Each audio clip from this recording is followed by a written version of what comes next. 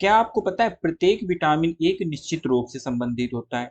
भोजन में विटामिन की कमी से शरीर में रोग उत्पन्न होने लगते हैं और शरीर को अगर वही विटामिन दी जाए तो शरीर फिर से रोग मुक्त हो जाता है। तो आज हम लोग पढ़ेंगे विटामिन के बारे में। आज हम लोग पढ़ेंगे विटामिन के बारे में। तो कुछ इंपॉर्टेंट फैक्ट्स हैं विटामिन से रिलेटेड। सबसे पहले हम उन्हें देखेंगे। जैसे कि विटामिन की खोज। विटामिन की खोज सबसे पहले वैज्ञानिक फंक ने किया था। यहाँ पर इंपॉर्टेंट चीजें याद करने के लिए, विटामिन की खोज किसने की? वैज्ञानिक फंक ने। कब की? 1912 में। ठीक है, इसके आगे बढ़ते हैं। यह हमारे शरीर की रोगों से रक्षा करता है। जो विटामिन का काम होता है वो हमारे शरीर में रोगों से सुरक्षा करना होता है। यह कार्बनिक पदार्थ होते हैं। आज हम लोग कवर करने वाले हैं इन 4 टॉपिक्स पे कि विटामिन्स के रासायनिक नाम क्या हैं और विटामिन्स की कमी से होने वाले रोग, इनकी घुलनशीलता किस-किस पे है और किस प्रकार के खाद्य पदार्थों से हमें कौन-सी विटामिन प्राप्त होगी, मतलब विटामिन के सोर्सेज़ देखेंगे आज हम लोग। तो सबसे पहले हम लोग देखते हैं रासायनिक नाम, विटामिन्स के रासायनिक नाम, जिसको हमने एक ट्रिक के माध्यम से समझाने की कोशिश की है। वह ट्रिक ये है, रेट था एक टॉफी का। ये एक ट्रिक है, इसको आप लोग लर्न कर लीजिएगा। अगर ये याद हो जाएगी तो आप लोग नहीं भूलेंगे। तो यहाँ पर जो रेट लिखा हुआ है, ये रेट, इस रेट का मतलब है रेटिनॉल। रेट का मतलब है यहाँ पे रेटिनॉल। और विटामिन ए का रासायनिक नाम क्या होता है? रेटिनॉल। विटामिन ए का रासायनिक नाम रेटिनॉल। और यहाँ पर जो ये था लिखा हुआ है, था, था का यहाँ पर मतलब है थायमीन। विटामिन बी का रासायनिक नाम थायमीन होता है। विटामिन बी का रासायनिक नाम थायमीन। था से थायमीन। उसके बाद में यहाँ पर जो एक है, तो यहाँ पर एक का ए लेंगे केवल। यहाँ पे एक का ए लेंगे। ए से होगा एस्कार्बिक एसिड। और विटामिन सी का रासायनिक नाम होता है एस्कार्बिक एसिड। उसके बाद में यहाँ पर जो का है, ये जो का है, इससे होगा कैल्सीफेरॉल। क्या होगा? कैल्सीफेरॉल। और विटामिन डी का रासायनिक नाम होता है कैल्सीफेरॉल। का से कैल्सीफेरॉल। विटामिन डी का रासायनिक नाम क्या होता है? विटामिन डी का रासायनिक नाम कैल्सीफेरॉल है। और यहाँ पर टॉफी, टॉफी का टा अगर लेंगे तो टा से यहाँ पर लिया जाएगा टोकोफेरॉल। क्या लिया जाएगा? टा से टोकोफेरॉल। और विटामिन ई का रासायनिक नाम होता है टोकोफेरॉल। इसके आगे आएंगे फी। यहाँ पर जो फी है, फी से होगा फिलिक्योनोन। क्या है फी से? फी से यहाँ पर लिया गया है फिलिक्योनोन। और विटामिन के का रासायनिक नाम होता है फिलिक्योनोन। तो यहाँ तक उम्मीद करता हूँ सभी को समझ में आ गया हो। आगे चलते हैं हम लोग। विटामिन की कमी से होने वाले रोगों को पढ़ते हैं। तो विटामिन की कमी से होने वाले कुछ रोग हैं, जो प्रत्येक विटामिन से संबंधित प्रत्येक रोग है।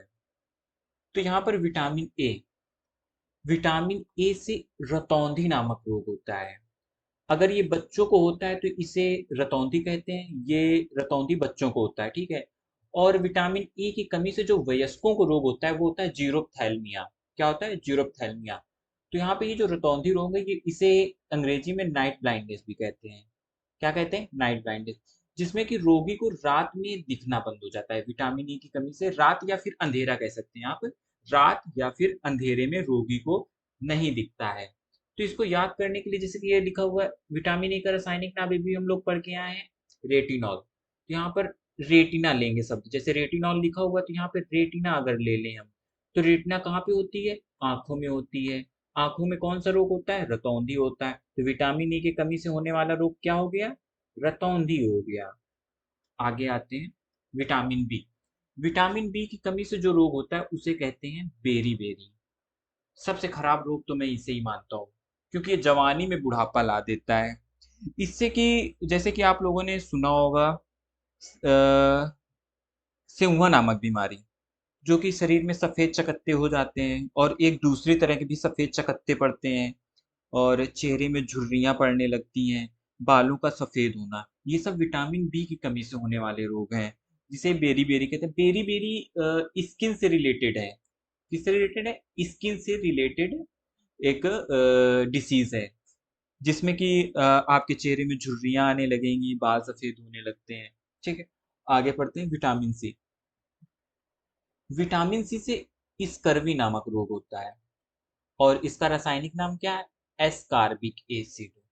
जो विटामिन सी से स्कर्वी जो रोग होता है ये मसूड़ों में होता है, जिसमें कि मसूड़ों से खून आने लगता है, जिससे अगर मसूड़ों से खून आएगा तो हमारे दांत कमजोर हो जाएंगे। ये भी जवानी में बुढ़ापा ला देने वाला है, क्योंकि अगर दांत कमजोर होंगे तो जल्दी टूट जाएंगे, जल्दी उखड़ जाएंगे। तो विटामिन सी से स्कर्वी नामक रोग होता है, ठीक है। अब आते हैं विटामिन डी से। विटामिन डी से रिकेट्स नामक रोग होता है। क्या होता है? रिकेट्स, ठीक है। और यहाँ पे देखिए कैल्सीफेरॉल लिखा। विटामिन डी का रासायनिक नाम क्या होता है? कैल्सीफेरॉल। तो यहाँ पर अगर कैल्शियम ले लें हम, कैल्सी से कैल्शियम, क्या लिया? कैल्शियम। तो कैल्शियम हमारी हड्डियों के लिए जरूरी होता है। हमारी हड्डियों के लिए क्या जरूरी होता है? कैल्शियम। तो कैल्शियम की कमी से क्या होगा? हड्डियां कमजोर होंगी। तो विटामिन डी की कमी से क्या होता है कि हमारी हड्डियां कमजोर हो जाती हैं, पतली हो जाती हैं। आप लोगों ने गांव में ये सुना होगा सुखंडी या फिर सुखवा नामक रोग। सुखवा, सुखंडी या फिर सुखाना रोग। इसे गांव में सुखंडी और सुखवा या फिर सुखाना रोग के नाम से जानते हैं। और इसमें होता क्या है कि ये ज़्यादातर बच्चों को होता है। इसमें होता ये है कि बच्चे की जो बच्चा बहुत दुबला-पतला हो जाता है, उसकी हड्डियाँ दिखने लगती हैं, पैर बड़े पतले-पतले। और देखा होगा कुछ लड़कियों में भी ऐसा रोग देखा गया कि पैर बिल्कुल पतले-पतले, बीड़ी जैसी टाँगें हो जाती हैं उनकी, ठीक है? तो ये होता है रिकेट्स। ये होता है रिकेट्स। विटामिन डी की कमी से होने वाला रोग क्या आ गया? रिकेट्स, जिसे कि सुखवा या सुखंडी कहते हैं, ठीक है? आगे चलते हैं। Vitamin E.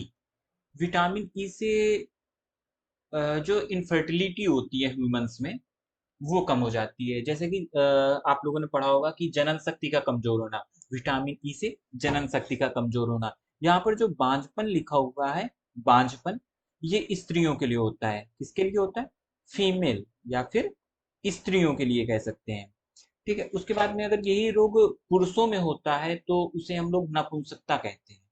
नापुंसकता, विटामिन ई की कमी से पुरुषों में नापुंसकता और स्त्रियों में बांझपन हो जाता है, ठीक है। इसके आगे आता है विटामिन के। विटामिन के से हेमोरोजिक रोग होता है। क्या होता है? और इसका रासायनिक नाम क्या है? फिलिक्योनोन। तो ये जो हेमोरोजिक रोग होता है ये ऐसा होता है कि विटामिन के का काम क्या है? रक्त के थक्के बनाना या फिर रक्त का स्कंदन भी कह सकते हैं, ठीक है। रक्त का स्कंदन, ये पूछा जा चुका है क्वेश्चन। रक्त के स्कंदन का कार्य कौन सी विटामिन करता है? तो विटामिन के करता है। रक्त का थक्का ना बनना किस विटामिन की कमी से होता है? तो विटामिन के की कमी से होता है। तो विटामिन के का काम ये होता है कि जैसे कि अगर शरीर में हमारे खून की वृद्धि हो जाती है तो उसे गाढ़ा कर देता है। अगर गाढ़ा नहीं करेगा तो वो पतला रहेगा, खून ज़्यादा हो जाएगा बॉडी में, तो वो बॉडी में तेज़ी से सर्कुलेट होगा, जिससे कि हमारे जो शरीर में नसें हैं वो फट सकती हैं, और नसों के फटने को ही हेमरेज कहते हैं। नसों के फटने को भी हमारे हेमरेज कहते हैं, और ये ज़्यादातर हमारे दिमाग की नसें फटती हैं, इसलिए इसे कहते हैं ब्रेन हेमरेज, ठीक है। अब हम लोग चलते हैं, घुलनशीलता देख लेते हैं। विटामिन से की घुलनशीलता। विटामिन से या तो फैट सॉल्युबल होते हैं या फिर वाटर सॉल्युबल होते हैं। मतलब ये तो या फिर वसा में घुलनशील होंगे या तो फिर जल में घुलनशील होंगे। फैट सॉल्युबल वो होते हैं जो कि हमारे शरीर में आसानी से संग्रहित किए जा सकते हैं। ये फैटी ऊतकों में संग्रहित होते हैं। जो फैट सॉल्युबल होते हैं मतलब वसा में सॉल्युबल जो होते हैं, वो फैटी ऊतकों में संग्रहित होते हैं। और फैट सॉल्युबल विटामिन हमारे शरीर के अंदर बहुत दिनों तक या महीनों तक भी रह सकते हैं, जो फैट सॉल्युबल होते हैं। और कुछ होते हैं जल में घुलनशील। जो जल में घुलनशील विटामिन हैं वो संग्रहित नहीं किए जा सकते हैं। यह हमारे शरीर में ज़्यादा देर तक नहीं रहते हैं। जैसे कि विटामिन सी है। आपने विटामिन सी अगर जैसे कि आपने नींबू का रस पिया, उसके बाद में अगर आपने टॉयलेट कर दी तो ये शरीर से नष्ट हो जाता है, खत्म हो जाता है, मतलब टॉयलेट के साथ में चला जाता है। तो जो जल में घुलनशील विटामिन हैं वो है एक विटामिन बी और एक है विटामिन सी। ये विटामिन बी और सी जो है ये जल में घुलनशील है। उसके बाद में जो वसा में घुलनशील विटामिन है, इसको ऐसे याद कर सकते हैं एडिक पढ़ के। क्या? एडिक। आप आम तौर की जो भाषा होती है, आम बोलचाल की भाषा में एडिक पढ़ सकते हैं। मतलब vitamin A, vitamin D, vitamin E, vitamin के, ये जो है ये चारों विटामिन वसा में घुलनशील है। उसके बाद में जल में घुलनशील विटामिन बी और सी हैं। ठीक। उसके बाद में इसके स्रोत देख लेते हैं, विटामिन के स्रोत। तो विटामिन के जो स्रोत हैं वो इस प्रकार हैं। विटामिन ए, विटामिन ए पीले फल, विटामिन ए जो होता है पीले फल जैसे कि पपीता हो गया, आम हो गया, और गाजर, हरी सब्जियां हो गई, अंडे हो गए, मछली है, दूध है, इन सब में विटामिन ए पाया जाता है। जो विटामिन बी है ये सभी प्रकार के अनाजों में पाया जाता है। क्या? सभी प्रकार के अनाजों में। और चावल का जो ऊपरी परत होता है, चावल का छिलका नहीं, वो भूसी नहीं, लेकिन चावल का जो ऊपरी लेयर होती है उसमें पाया जाता है। और अंदर पाया जाता है कार्बोहाइड्रेट। ताजे केले और संतरे में भी विटामिन बी पाया जाता है। और विटामिन सी, विटामिन सी के लिए नींबू और आंवला। ठीक है। विटामिन डी, विटामिन डी एक ऐसा विटामिन है, ये एक ऐसा विटामिन है जो कि अपने आप में एक हार्मोन भी है। और ये सूरज की रोशनी में हमारी स्किन में जनरेट होने लगता है। ठीक है, ये सूरज की रोशनी से हमें प्राप्त होता है। और उसके बाद में अंडे और मछलियों में भी पाया जाता है। विटामिन ई, विटामिन ई अंकुरित अनाज जैसे कि सभी प्रकार के अनाजों में विटामिन बी पाया जाता है, उसी प्रकार विटामिन ई जो है वो अंकुरित अनाज, अगर उन्हें पानी में भिगोकर एक कपड़े में बांध कर रख दिया जाए तो वो अंकुरित हो जाते हैं। तो अंकुरित अनाज में विटामिन ई पाया जाता है। और वनस्पति ऑयल है जैसे सोया ऑयल, ऑलिव ऑयल, और या फिर सनफ्लावर ऑयल में। ठीक है, सोयाबीन का जो ऑयल आता है उसमें भी। और विटामिन के हरी सब्जियों में और वनस्पति तेलों में, जो कि हमने अभी ऊपर देख लिया है, सोयाबीन ऑयल, ऑलिव ऑयल और सनफ्लावर ऑयल।